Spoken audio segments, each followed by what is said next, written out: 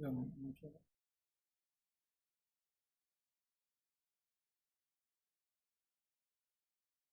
Nah,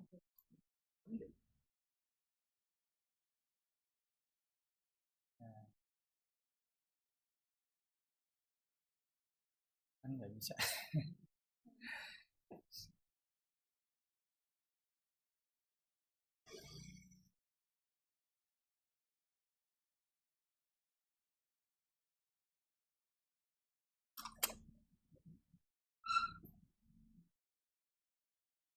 Nah,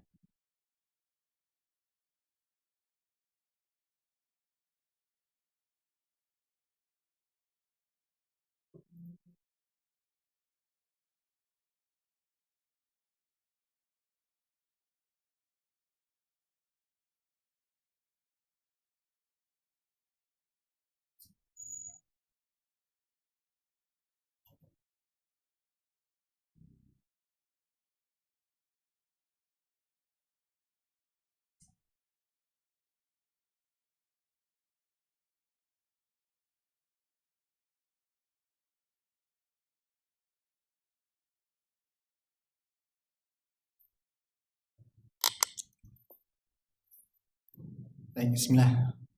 Assalamualaikum warahmatullahi wabarakatuh. Alhamdulillah hamdan katsiran thayyiban mubarakan fih. Salatu wassalamu ala asyrafil anbiya'i wal mursalin nabiyyina Muhammadin wa ala alihi wa sahbihi ajma'in amma ba'd. Jamaah sekalian yang semoga dirahmati Allah Subhanahu wa taala, melanjutkan pembahasan kita mengenai adab-adab Islam, dan kita berada di pembahasan mengenai adab seputar menuntut ilmu. Yang mana kita telah membahas beberapa, ya diantaranya adalah niat. Ketika seorang menuntut ilmu maka hendaknya dia niatnya ikhlas. Kemudian juga dianjurkan untuk rihlah. Ya ketika seorang itu menuntut ilmu, dia hendaknya bepergian begitu, melakukan suatu perjalanan.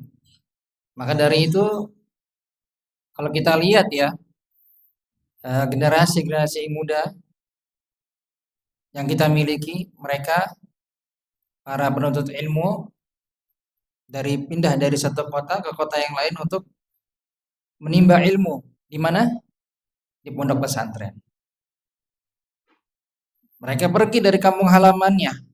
Mereka pergi dari zona amannya, zona nyamannya. Ya, untuk apa?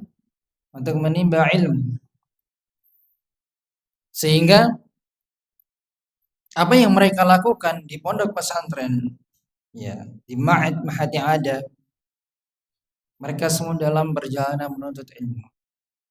Proses yang mereka harus tempuh adalah jauh dari kampung halaman, jauh dari orang tua, jauh dari rasa nyaman yang setiap hari mungkin kalau di rumah dimasakin, di rumah tinggal ya semua serba ada.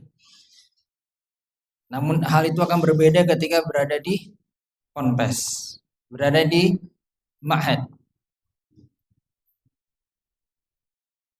Dan itu adalah suatu perjalanan yang baik. Ya. Dan kita mungkin tidak bisa seperti itu atau mengalami hal tersebut, tapi kita sudah melakukannya dengan apa? Beranjak dari tempat nyaman kita di rumah ke masjid. Nah, itu sudah menjadi salah satu langkah kita untuk ya menimba ilmu.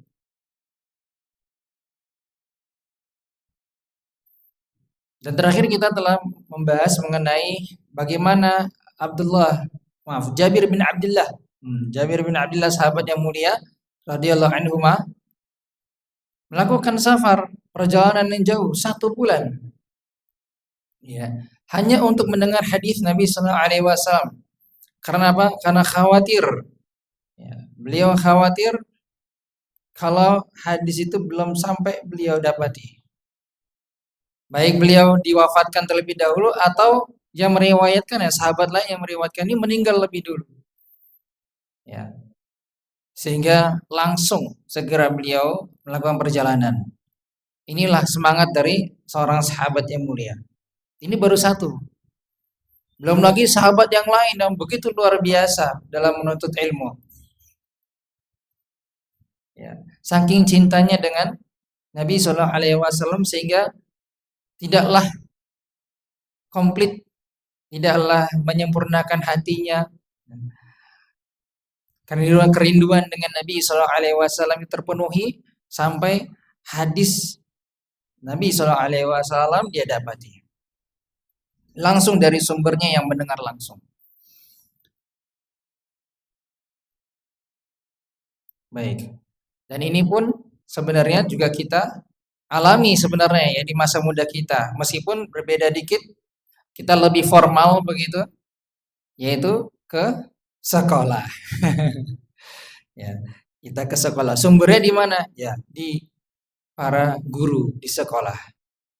Kita berjalan kaki, ada yang naik angkot, ada yang diantar orang tuanya, pakai motor dan lain sebagainya. Ya, perjuangan untuk menimba ilmu. Jadi ketika kita dapat ilmunya, enggak dengan serta-merta kita apa? Ya udahlah, ya kita di rumah aja dapat ilmunya, enggak. Tapi kita mengunjungi sumbernya, yaitu di sekolah. Kita berangkat ke sekolah untuk mendapatkan ilmu dari para guru yang mulia di sana. Begitu juga ketika kita masuk ke perguruan tinggi. Ya, sama halnya demikian, kita datang ke sana menimba ilmu, ya supaya apa bekal kita ketika kita berada di dunia luar sana kita punya pegangan, yaitu ilmu. Dan alhamdulillah Allah berikan kemudahan di zaman kita sekarang. Mungkin kalau Jabir bin Abdullah radhiyallahu anhu ini harus menempuh ya dengan ontanya 1 bulan perjalanan. Mungkin kalau sekarang dengan kendaraan yang canggih ya, bisa dengan pesawat atau kereta cepat, ya, itu bisa ya dalam waktu 30 menit sampai misalkan seperti itu. Ya. Dan alhamdulillah kita juga sekarang dengan teknologi yang canggih, mungkin bisa jadi kita nggak perlu ya pergi ke kampus nyata, ya, tapi bisa dengan kita duduk di rumah menimba ilmu juga di kampus, ya kampus online, menuntut ilmu secara online. Ya, kampusnya di Mesir, tapi kita bisa belajar dari rumah. Nah seperti salah satu guru kami ini, Syekh Khalid Al-Juhani hafizallah ta'ala, beliau dari Mesir. Kita menimba ilmu ke beliau lewat mana? Dengan cara online. Ya. Nanti murid-muridnya bacakan kitab beliau. Jadi beliau menulis beberapa kitab, nanti murid-muridnya giliran membaca. Lalu beliau terangkan. Seperti itu. Ya. Jadi kita juga di rumah bisa bermulazamah dengan masyayikh. Ya. Alhamdulillah itulah kemudahan ya dari Allah berikan kepada kita. Maka gunakan sarana-sarana itu untuk menuntut ilmu. YouTube, masya Allah luar biasa. Ya, Bapak tinggal tiduran di kamar itu bisa langsung dengerin kajian apapun di situ. Ya. Tapi dengan kemudahan itu apa yang terjadi? Dampaknya menyepelekan. Ya udahlah, pasang aja kajian sambil masak, sambil ini, sambil tiduran, sambil ngorek. Ya. Jadi Nina boboknya itu adalah pasang kajian itu. Kajian 1 jam nih, wah bagus nih. Sebelum tidur. Itu dia. Ya. Jadi kurang serius. Ya. Padahal kita bisa mengambil manfaat dari situ kalau kita mau mendapatkan keutamaan dari sisi Allah Subhanahu wa taala, yaitu diangkat derajatnya lebih tinggi daripada orang-orang yang beriman. Baik. Baik, kita lanjutkan kisah Jabir bin Abdullah di sini ketika sudah bertemu dengan sahabat yang mendengar hadis Nabi SAW secara langsung yang beliau tidak mendapatkannya, yaitu Abdullah bin Unais. Ya. Ketika berjumpa di wilayah Syam, kemudian mereka saling merangkul begitu. Ya. Kemudian Lalu Jabir bin Abdullah menyatakan bahwasanya telah sampai kepadaku sebuah hadis dikabarkan bahwa engkau mendengarnya langsung dari Rasulullah SAW tentang kisah di hari kiamat. Lalu beliau menyampaikan, saya khawatir engkau meninggal terlebih dahulu atau aku yang lebih meninggal dulu sementara aku belum sempat mendengarnya. Lalu Abdullah bin Unais mengatakan, saya telah mendengar langsung dari Nabi SAW. Karena bersabda, bayangkan ya, ini kerennya gitu ya, kalau langsung bicara dari Nabi SAW. Rasanya seperti apa gitu ya, emas ini luar biasa. Ini adalah harta korun. Baik. Kemudian Abdullah bin Unais mengatakan, yusyarun nasi yaumil qiyamah aw qal al-ibad uratan ghurlan buhma. Kemudian disampaikan bahwasanya saya telah mendengar dari Nabi sallallahu alaihi wasallam yang dimana beliau bersabda seluruh manusia atau hamba Allah Subhanahu wa taala nanti akan dikumpulkan di hari kiamat dalam keadaan telanjang, tidak berpakaian. Ya insya Allah kita semua telah mengetahui kondisi hari kiamat nanti. Ketika kita dibangkitkan lalu dikumpulkan di padang mahsyar, tidak berkhitan dan buhma. Buhman. Qala qulna ma buhman? Kemudian sahabat dan kali itu bingung arti buhman. Asing bagi mereka kata ini. Kami bertanya, apa itu buhman? Lalu Rasulullah SAW menjawab, ya, laisa ma'hum syai'. Ya, artinya apa? Tidak membawa sesuatu apapun dari dunia ini. Enggak bawa apapun, ya artinya. Jadi enggak bawa bekal apapun dari dunia ini. Enggak ada sama sekali, enggak bawa harta benda dan lain sebagainya. Baik. Bahkan tidak berpakaian, di awal sudah disampaikan tidak berpakaian. Pakaian pun tidak gitu. Ya, hal yang sepele saja ya, itu tidak dibawa.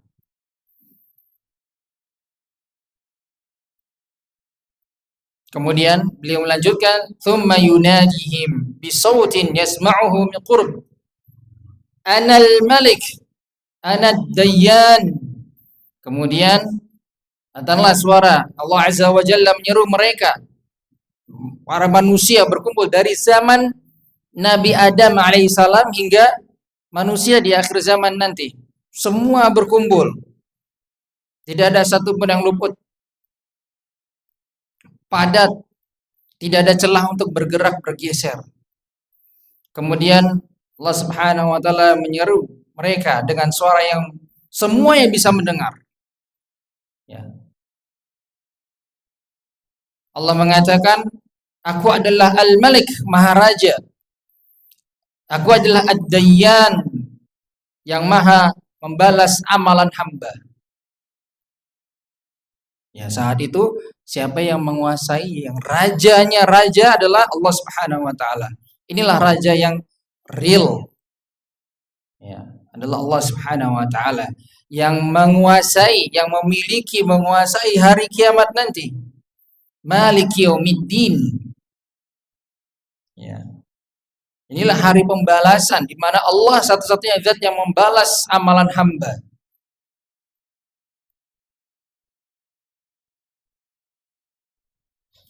Walayan bagi li ahad min ahli an-nar ay yadkhula an-nar wa lahu 'inda ahadin min ahli al-jannah haqqun hatta aqsahu minhu. Nah, ini dia.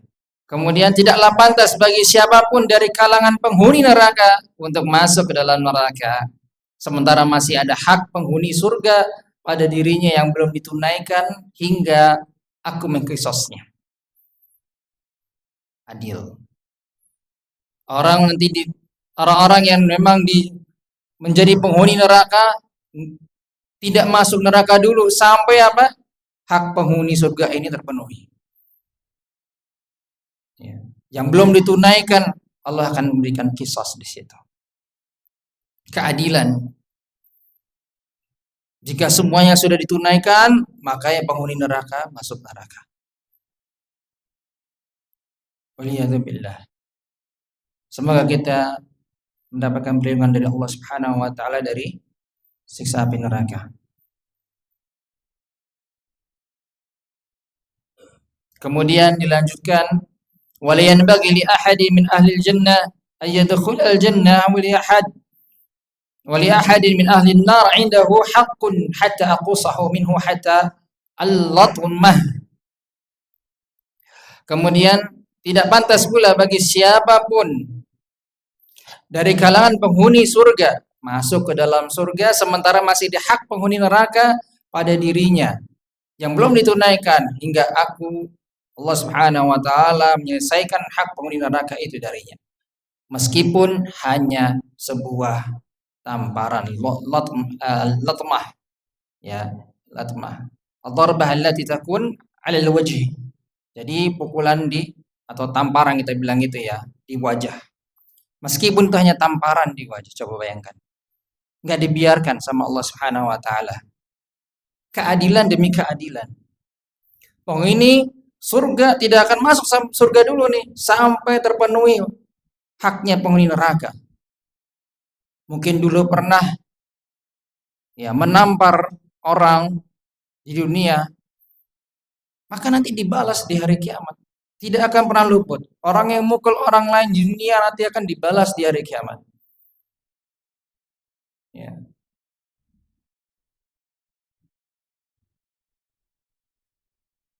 Inilah keadilan sesungguhnya. Ya Allah terapkan di hari kiamat nanti. Dan gak ada yang bisa nolong. Gak ada yang bisa nolong kita. Ya. Maka hendaknya kita di dunia ini benar-benar ya menjaga diri, jaga lisan kita, jaga tangan kita, kaki kita dari menyakiti orang lain. Karena bisa jadi mungkin orang itu tidak membalas ya sekarang, tapi Allah berikan kesempatan membalasnya di hari kiamat. Dan itu akan sangat-sangat tidak ya merugikan, sangat-sangat merugikan bagi siapapun yang melakukannya.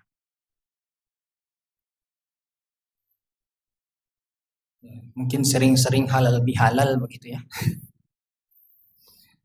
Maafkan. Tidak perlu nunggu. Nah, nanti aja lah bulan Ramadan ntar lagi nih.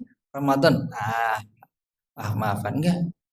Kapanpun kita sadar melakukan kesalahan, kapanpun itu minta maaf lahir dan batin.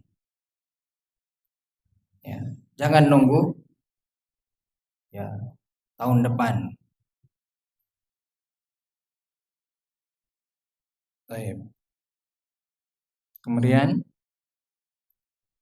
para sahabat bertanya, qulna kaif? Ya. Kemudian para sahabat bertanya, bagaimana cara menunaikan hak mereka?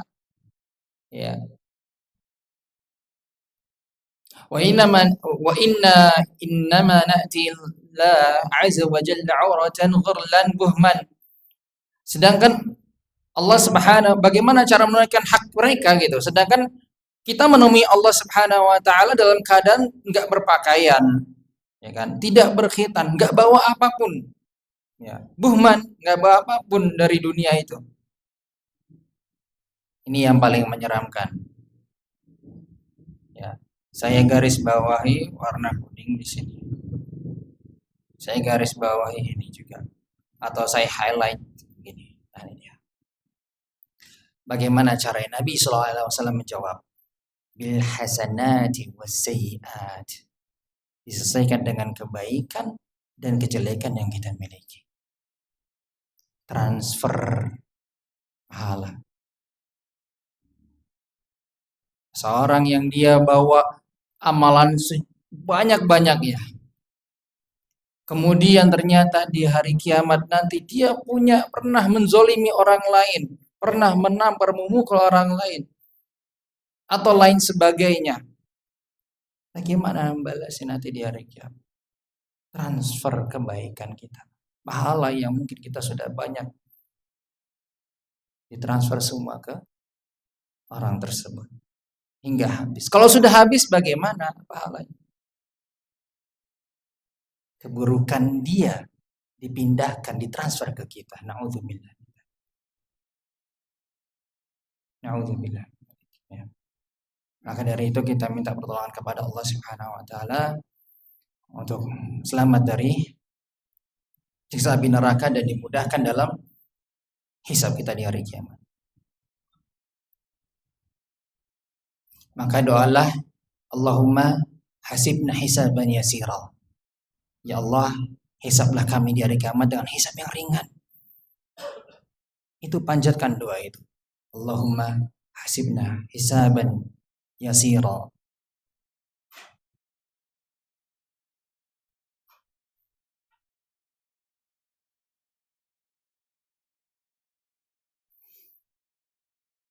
Baik. Nah, itulah akhir dari kisah Jabir bin Abdullah yang akhirnya mendapatkan apa yang beliau niatkan dari awal. Itu mendengarkan hadis langsung dari sumbernya, ya, yang mendengar sabda Nabi SAW secara langsung. Maka niat perlu kita tata kembali, Bapak Ibu. Bapak Ibu datang ke sini niatnya diluruskan. Ya. Ketika kita sudah berada di tengah-tengah seperti ini, cek kembali niatnya. Jangan sampai luput. Cek kembali. Kenapa kita di sini? Pertanyaannya, why? Bahasa Jawanya itu. Bahasa bulenya kenapa? Baik. Itulah jawabannya adalah niat. Baik, yang berikutnya. Yang berikutnya berkenaan dengan masih adab seputar menuntut ilmu, yaitu ada mujulus wastal halqah. Yaitu hindari duduk di tengah halaqah. Ya, hindari duduk di tengah halaqah. Ini adalah khusus bagi kita bilang ya orang-orang yang datang untuk menimba ilmu, begitu ya. Ketika seorang biasanya ada pemateri gitu menyampaikan, mereka membuat halaqah. Jadi murid-muridnya buat halaqah lingkaran gitu ya.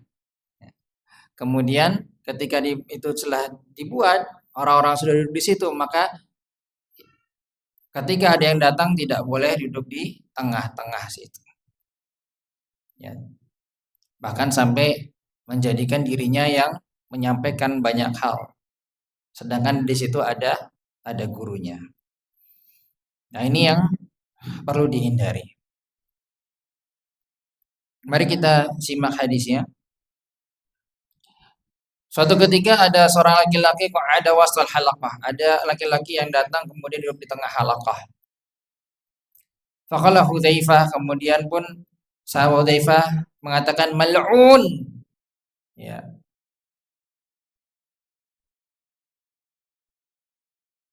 Matrud min rahmatillah. Dilaknat nih ala lisan Muhammad sallallahu alaihi wasallam, terlaknat melalui lisan Nabi Muhammad sallallahu alaihi wasallam. Aw la'ana Allahu ala lisan Muhammad sallallahu alaihi wasallam man qa'ada wastal halqah. Ya. Atau Allah melaknat melalui lisan Nabi Muhammad sallallahu alaihi wasallam orang yang duduk di tengah-tengah halaqah. Ya. Sampai mendatangkan laknat. Ya, karena biasanya orang ini di tengah halaqah, yang menuntut ilmu seharusnya berada di mana? Berada di halaqahnya, bukan di tengah-tengahnya. Ya, ini menunjukkan dia mungkin pengen tampil. Ada rasa dia kagum dia dengan ilmu yang dia sudah miliki, merasa dia ujub, ya, bisa jadi juga nanti jadinya sombong. Ya.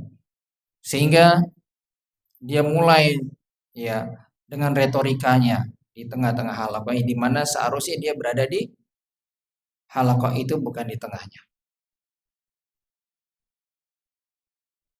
Baik. Dan orang yang biasanya dia halaqah sudah dibentuk, kemudian datang lalu mau duduk di tengah halaqah, biasanya bagaimana dia? Melewati pundak temannya, dan itu dilarang. Ya. Makanya sama persis ketika kita duduk di majelis sholat Jumat, khutbah Jumat. Ya. Datang terlambat, kemudian pengennya di depan, padahal sudah penuh, lompatin pundak-pundak saudaranya. Nah, ini harus dihindari perbuatan seperti ini. Ya, tapi gimana? Ijlis, duduklah dia. Haitsu yantahil majlis. Ya, di mana majelis itu berhenti. Dia berhenti itu di mana? Di saf ketiga. Ya sudah, dia masuk cari di saf ketiga tempat yang kosong. Duduk di situ. Penuh saf keempat, ya udah isi di saf keempat. Seperti itu. Jadi ya tidak melewati pundak-pundak temannya. Itulah adab dalam bermajelis. Ya, duduk di mana ada tempat kosong dia duduk. Kecuali memang kalau misalkan saat khutbah Jumat memang ada yang kosong di depan, jamaahnya itu ya qadarullah mungkin belum mau bergerak begitu, mengisi saf terdepan.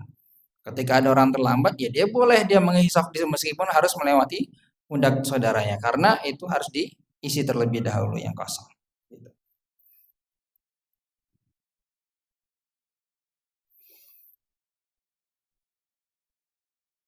Baik.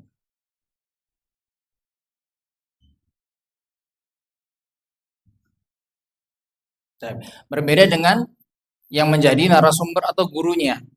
Ya, dia berada di tengah halaqah tidak masalah, dia menyampaikan ilmu, dia melihat keseluruhnya. Nah, biasanya hal halaqah begitu itu juga diterapkan di kelas-kelas di sekolah. Mereka menggunakan meja kursi juga sama tidak masalah, tapi dibentuknya kayak letter U gitu. Jadi kayak setengah lingkaran, tapi bentuknya U karena kelas kan biasanya kotak ya. Nah, dibuat gitu. Lalu gurunya di mana? Di tengah. Supaya apa? Bisa melihat keseluruhnya. Ya, seluruh muridnya. Begitu. Bisa mengawasi sambil dia menyampaikan materi dia bisa mengawasi murid-muridnya. Nah, seperti itu. Baik. Kemudian adab yang berikutnya. Adab bagi penuntut ilmu apa? Ada musyabah. Apa kira-kira ini? Hindari kekenyangan. Ya, adab yang berikutnya ini kita menghindari kenyang, ya, sering kenyang. Baik, mana hadisnya? Hadisnya berdasarkan hadis dari riwayat Imam Tirmidzi ya. Hadisnya hasan sahih dari sahabat Al-Miqdam bin Ma'ad Yakrib radhiyallahu anhu pernah mengatakan sami'tu Rasulullah sallallahu alaihi wasallam yaqul. Dia pernah mengatakan Nabi sallallahu alaihi wasallam pernah bersabda, "Ma mala adami wi'an syarran min batnin hasbul adami luqaymat ya yuqimna sulbah."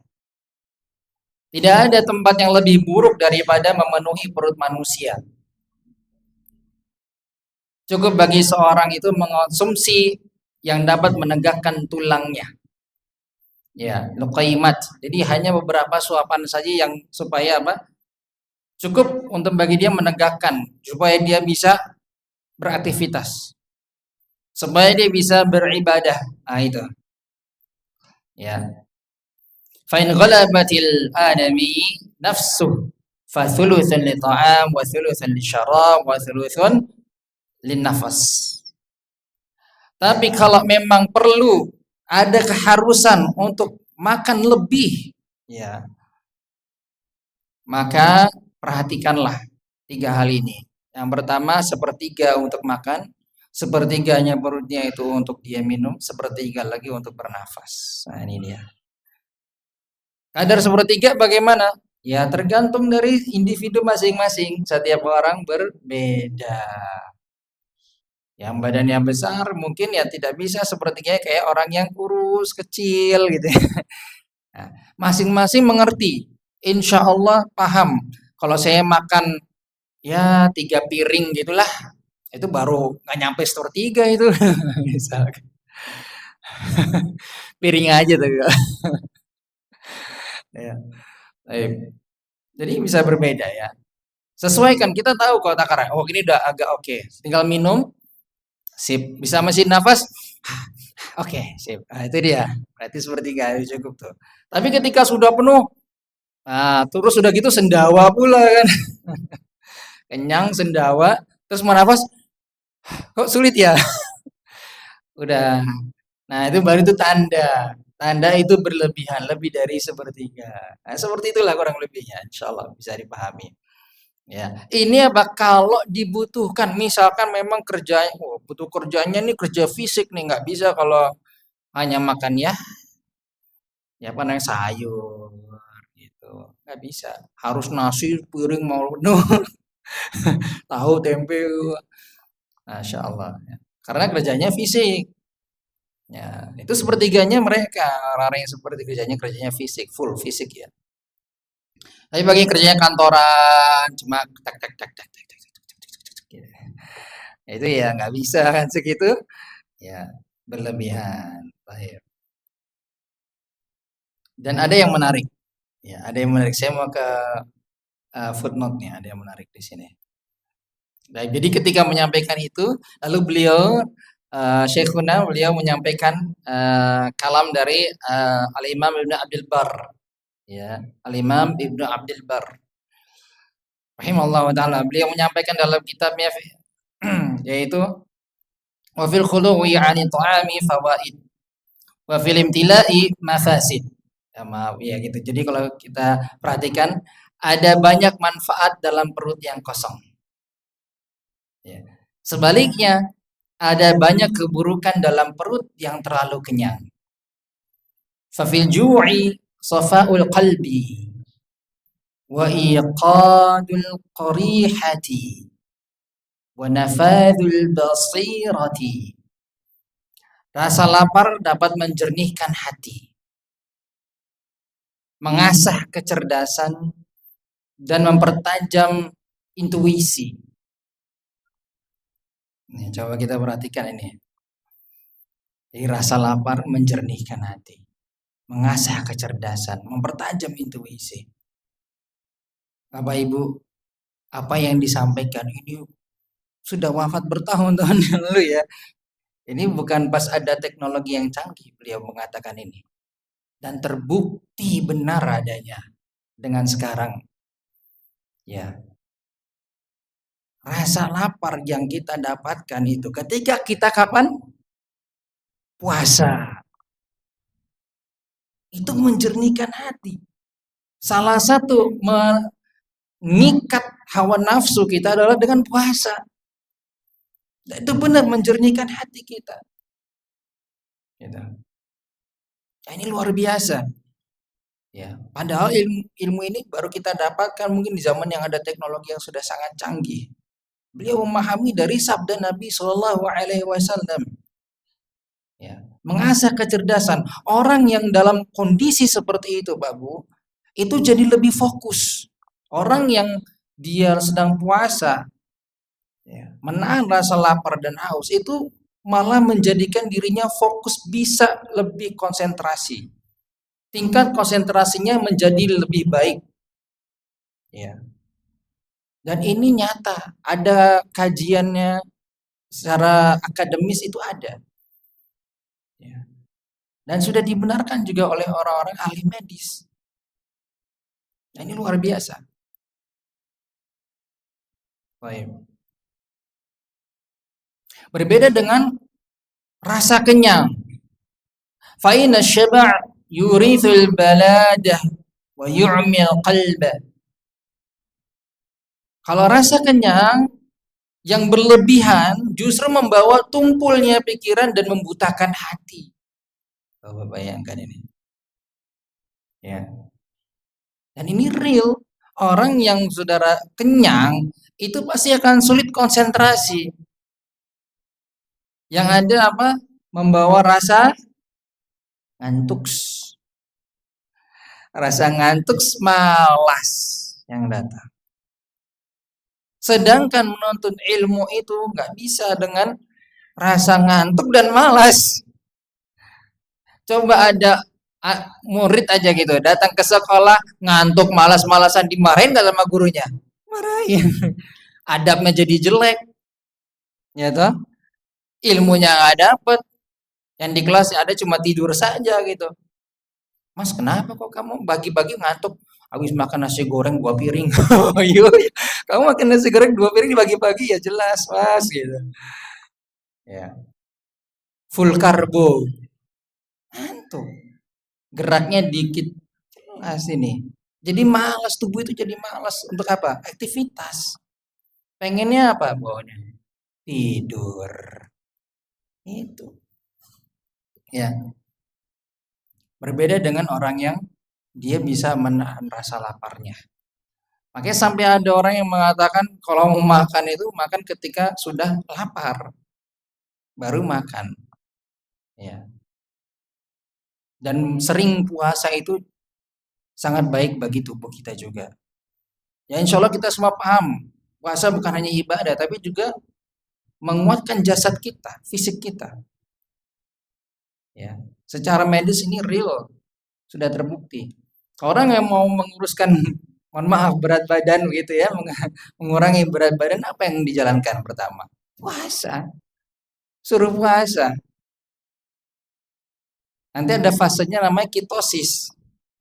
Ya, fase ketosis itu udah masa di mana ketika tubuh itu mencari makanan sumber energi dari mana ketika nggak ada konsumsi makanan karbohidratnya berkurang. Cari jalan lain apa sumbernya? Lemak. Ya, yang tertimbun dalam tubuh kita ini. Subhanallah. Ini luar biasa gitu, menakjubkan sekali Allah Subhanahu wa taala menciptakan tubuh kita itu dengan begitu rumitnya dan cerdasnya gitu. Tanpa kita harus perintah dulu. Ayo. Kita nggak perlu perintah dulu. Otomatis.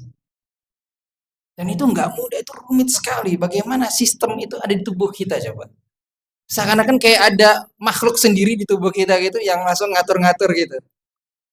Ya Allah Subhanahu wa taala luar biasa ya. Maka kita dengan begitu lebih yakin keimanan kita kepada Allah Subhanahu wa taala. Ya. Menciptakan tubuh kita yang sempurna ini luar biasa. Ya, pencernaan yang luar biasa bekerja dengan sendirinya.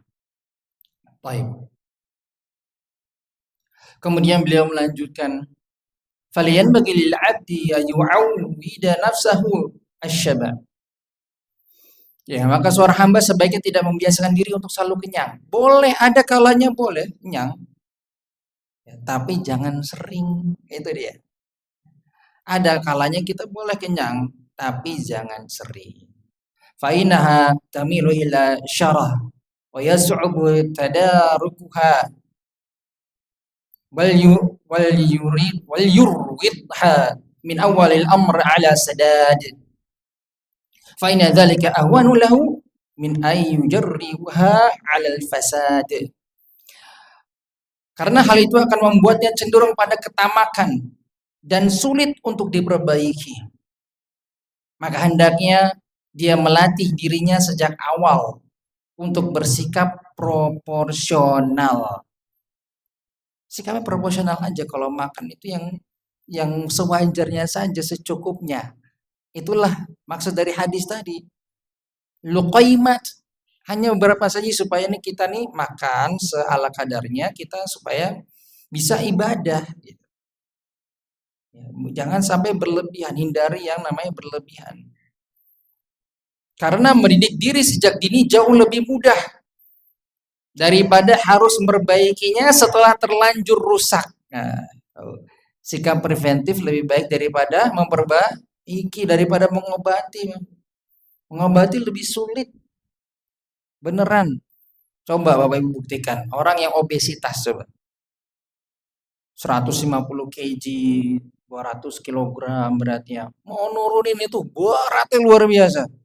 Kalau bukan karena motivasi dirinya atau tekad yang kuat untuk menurunkan berat badan, ini hanya berat badan saya kita bicara. Itu luar biasa perjuangannya. Dibanding dengan yang tubuhnya sudah Masya Allah ramping atau mungkin berotot gitu. Dijaga konsisten begitu, akan lebih mudah gitu. Luar biasa. Nah, maka dari ini kita bisa melihat bagaimana para ulama di zaman dulu itu sudah ya mendalami masalah ini, mengerti sekali. Karena mereka para ulama sebelumnya menjadi murid juga gitu. Sebelum jadi ulama mereka belajar menuntut ilmu juga. Jadi mereka mengalami, mengetahui gitu, apa yang sebenarnya terjadi. Sehingga memberikan nasihat kepada kita supaya jangan mengulangi gitu. Hindari yang seperti ini. Kalau mau menuntut ilmu jangan terlalu kenyang dulu gitu. Baik. Qala Sahnun, kemudian Imam mengatakan la yasluhu ilmu liman ya'kul hatta yashba. Coba di sini kita sampaikan. Kata beliau, ilmu itu nggak pantas, nggak cocok bagi orang yang makan sampai kenyang. Ya, sampai seperti itu ya. Itu tegurannya keras juga gitu. Masya Allah. Karena ilmu itu didapat dengan cara apa? Butuh konsentrasi yang cukup baik. Tingkat konsentrasi yang baik dengan cara kita jangan banyak makan. Jangan sampai kekenyangan. Butuh apa? Kejernihan dalam berpikir. Dengan cara apa? Ya jangan banyak makannya. Nah, itu. Ya. Ketika sudah banyak makan, maka akan menjadi timbul kemalasan. Kemalasan jadi sulit untuk mencerna ilmu yang seharusnya dia dapatkan. Sampai para ulama mengatakan atau sebagian ulama mengatakan ya bahwasanya ilmu itu diraih bukan dengan birahatil jism, bukan dengan tubuh yang santai-santai. Ilmu itu nggak bisa didapat dengan tubuh yang maksudnya apa? Malas-malasan gitu, santai slow aja lah gitu. Enggak bisa. Sekalipun Allah berikan kemudahan dengan adanya YouTube, bisa dengar kajian, kajian apapun. Pak Bu, Masyayikh kajian itu ada di YouTube. Ulama-ulama dari Arab Saudi, dari Mesir semua itu ada di YouTube kajiannya. Tapi nggak akan bermanfaat kalau kita apa? Ya, nontonnya sambil santai-santai, ya, sambil mainan, sambil nggak bisa, nggak bakal dapat. Kajian asatiza, kajian ustad-ustad, kiai di YouTube, ilmunya luar biasa, kitanya santai-santai, nggak bakal dapat. Ini kayak ujian bagi kita gitu. Allah mudahkan, tapi ada faktor apa? Kayak penghalangnya gitu, kayak ada hambatannya, ada rintangannya yang harus dihadapi. Ini kasih kemudahan, tapi bisa nggak menggunakannya? Nih dia kasih kemudahan, ada HP, ada YouTube dan sebagainya, timba ilmu. Bisa nggak adanya rintangan-rintangan yang lain? Luar biasa ya. Padahal ilmu itu dengan jaraknya cuma segini di kita ini, Pak Bu. Tapi kita lebih senang lihat apa? YouTube Shorts. Oh, ini ada apa? Ini berita apa ini? Oh, ijazah. Oh, lewat aja deh. Macam-macam. Yang seru itu memang berita gosip. Artis siapa nih? Yang lagi digosipin nih. Ah, resep masakan. Oh, ini ada koki baru nih. Oh, ada chef baru nih. Ya, nah ini. Tapi kalau masalah untuk agama ngantuk, langsung ngantuk. Subhanallah ya. Benar nggak Babu? Kalau denger kajian awal masih ngantuk. Baru buka. Innalhamdalillah. Materinya belum mulai kok. Luar biasa. Ya, baik. Maka dari Babu, ini kita sudah beberapa adab yang kita sampaikan mohon diamalkan dengan baik ya. Meskipun sedikit tapi praktek yang perlu kita lakukan sekarang ya. Jadi ada ilmu, ada berbuah amalan begitu. Ini mungkin hanya sedikit tapi kalau kita amalkan luar biasa. Ya.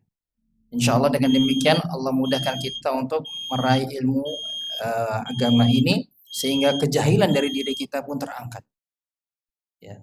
Dan menjadi orang-orang yang ditinggikan derajat di sisi Allah Subhanahu wa taala. Allah a'lam bishawab. Naktafi bihadzal qadar. Jika ada pertanyaan maka nanti dilanjut setelah adzan. Sallallahu ala nabiyina Muhammadin walhamdulillahi rabbil alamin. Wassalamualaikum warahmatullahi wabarakatuh.